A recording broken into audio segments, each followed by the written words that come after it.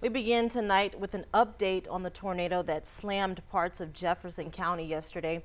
The National Weather Service is reporting a high-end EF-3 with 160-mile-per-hour winds. The tornado was at least a half a mile wide. Good evening, everyone. I'm Cladra Rhodes. The twister stormed through Pleasure Island RV Park, flipping over RVs. It also shredded the Sabine Ranch Lodge in the Hampshire area. 12 News reporter Kayla Shote spoke with Port Arthur Mayor Thurman Barty to learn how the city is recovering.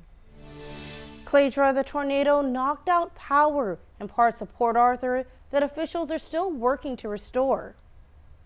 6,000-pound RVs completely flipped over on their side. First responders rummaging through submerged RVs looking for victims in need of help is the scene left behind by Saturday's EF-3 tornado in Port Arthur. As a result, Port Arthur Mayor Thurman Barty says that morning 800 residents were still left without power.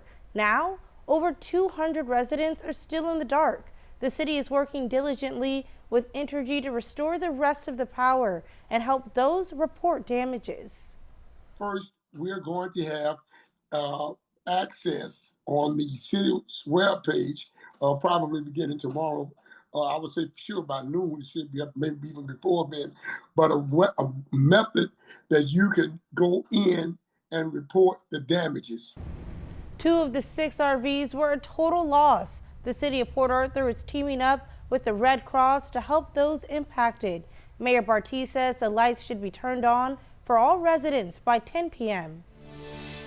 Ahead on 12 News at 10, the mayor of Port Arthur takes a deeper dive into the steps the city is taking to help residents recover from tornado damage. In studio, Kayla Shote, 12 News.